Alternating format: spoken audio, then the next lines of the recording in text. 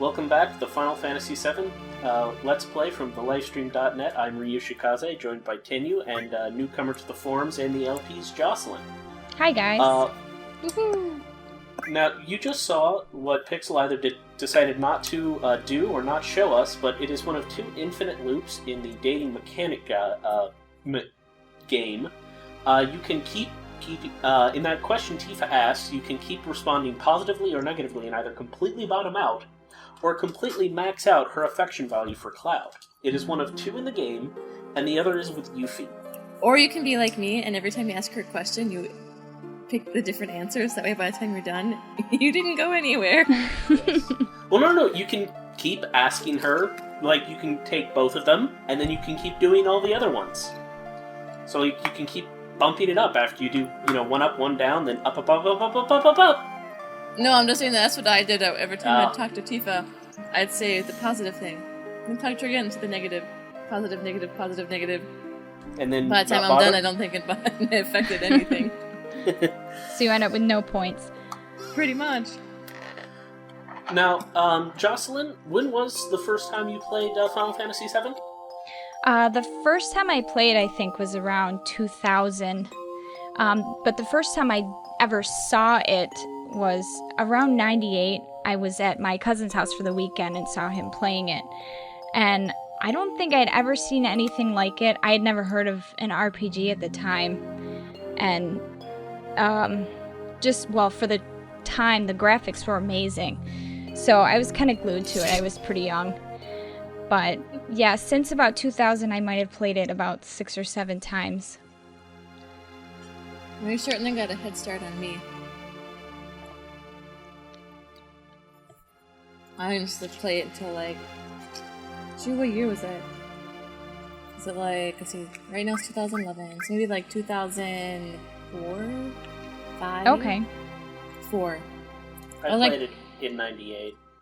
I didn't even own a PS1 when this game came out, but I was 13 or 14 when it came out. I didn't either. I think I ended up stealing my friend's. Yeah, my parents you have a Sega Genesis, you're good enough. We're not buying you. Yeah, same here. Yeah, I bought my own PlayStation.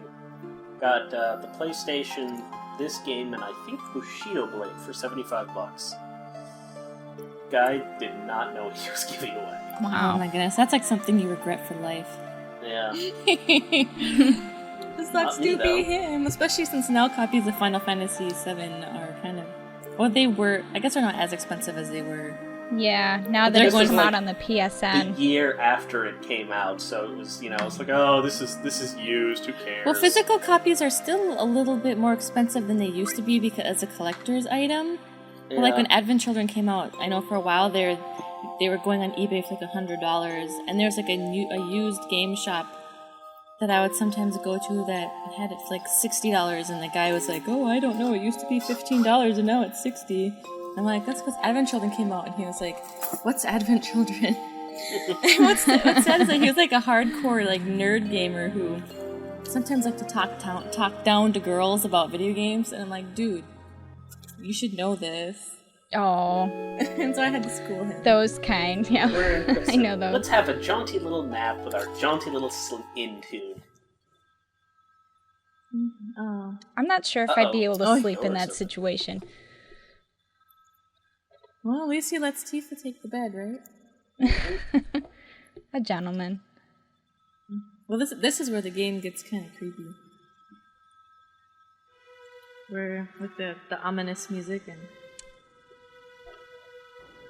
the door was wide open.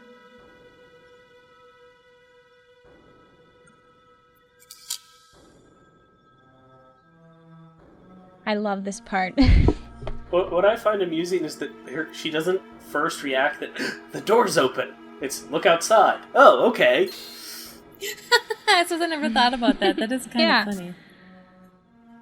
Oh yeah. I like how Tifa goes to get Aerith. Yeah. Just in case, they're naked or something. Now I don't know. Barrett notices the door is open. Yeah. If I can talk. I think if this game were ever remade, I think that this part would be really, really cool. Just the intense atmosphere. Oh, yes. I think it Well, would too. I mean, in Crisis Core, this area looks very interesting because we actually get to see it during one of the sections. Mm-hmm. Oh, It was I remember beautifully that. rendered. Yeah, and I spent everybody's about- dead bodies everywhere. Blood. Everybody's I think I dead, spent about Dave. 2 hours in Crisis Core just searching, trying to see everything with updated graphics. I think I spent about that much time on it because I could never complete that part in the amount of time that you're supposed to. For some reason, because there's like a timer on it, and if you complete it at like a certain time, you get something, or maybe you don't have time to get all of it, and you have to run because otherwise, when the timer goes down, you die. I can't remember. You are time limited to get all of the items.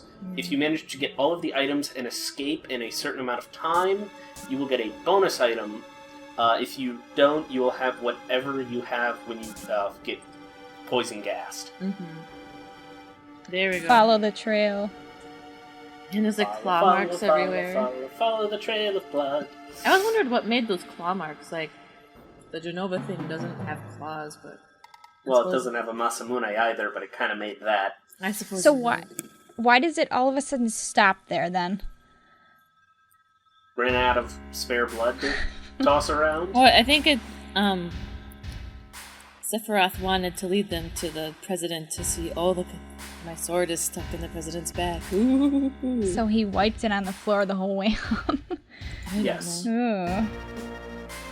Actually, no, he was... You know how a dog just sort of, rubs its butt along the cookbook? He did that. Thanks for the visual. I have an You are image welcome. of, like, Genova in the form of Sephiroth, like, wiping her butt on the floor. Sephiroth in control. That's kind of hilarious. My work here is done. Someone needs to draw fan art of that. I'm sure they already have. I remember you mentioning about this big desk in a previous video. I always thought that it was like a flying saucer, like it could just lift up and fly out the window at any point. You're right, there is like no place to use as a desk on there. It's all like buttons and TVs. Yeah. Oh, I see. But, I have like the biggest desk ever, and it won't have any like place to do work on it. To be buttons and titties and game stations. now he's an Shut awesome up, part of the Cartman! game because we have Rufus, who is awesome. He's so badass. There is a comic, a Final Fantasy VII fan comic that I've been reading in DeviantArt by Obstinate Melon. Yes, Obstinate Melon. And this part, when it gets to this part in the comic, the way they introduce themselves is hilarious. If anybody listening has never heard of Obstinate Melon, go on DeviantArt, find him, read his Final Fantasy VII fan comic. It is the greatest thing you will ever read. Anyways. And no, he did not tell me to say that. That's just a hilarious He only comment. implied it heavily with a strong donation of cold hard cash. Yes. Anyway. Anybody notice how Rufus's hair, while his hair is orange, his eyebrows were like yellow? At least there they were. No, I haven't. I like how his pants seem to be made with the most polygons of anybody's legs in the entire game. That's true. He looks like the Stay Puft Marshmallow Man. Yeah. Or the Michelin Man. I like Stay Puft Marshmallow Man. I like to see Cloud whip out an ecto-pack and start blasting away. Do, re, Egon.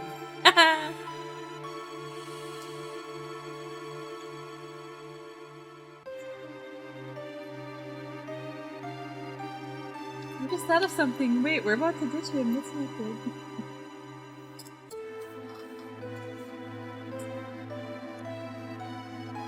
This is kind of a fun part of the game.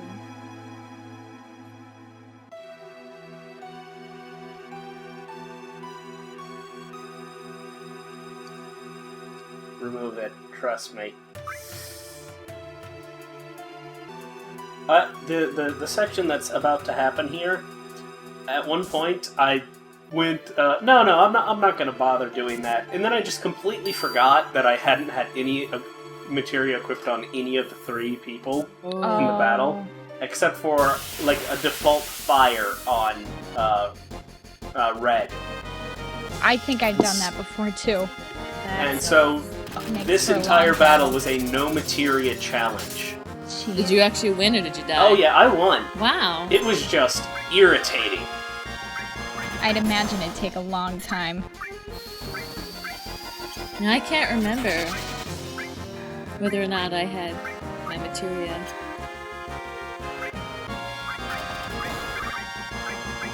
I might have left what Tifa and Cloud had on them, but I think I had bought something else. But I can't imagine it was much.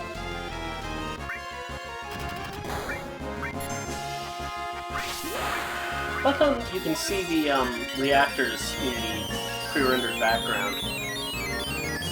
No, you can. Of course, you know, they never get farther down, but that's because this isn't timed. Yeah. Would have been an interesting mechanic to have this eventually, even though the battle isn't timed, to have it eventually just Hit the bottom stop floor. because you hit the Yeah. bottom, yeah. I do always wonder that. It's like, how tall is this building that they're just going on forever and infinitely? It's like an infinite staircase.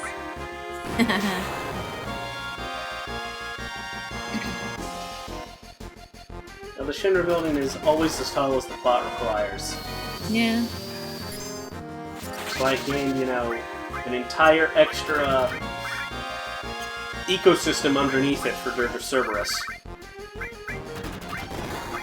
Oh, so they go all the way down to the deep ground. Yeah.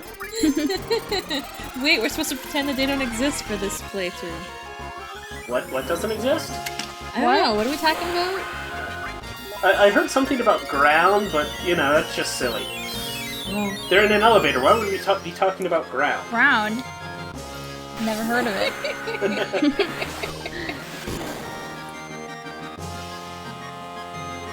But yeah, in the battle that I did of this, there was a lot of, get to it. Like, they couldn't do enough damage to me for me to, you know, worry, because by the time he was doing enough damage, I would get another Aerith's limit break. And it Yeah. was just like, oh, finally, limit break, splat, splat, splat. I do remember this taking a long time, so maybe my first playthrough I didn't have any material.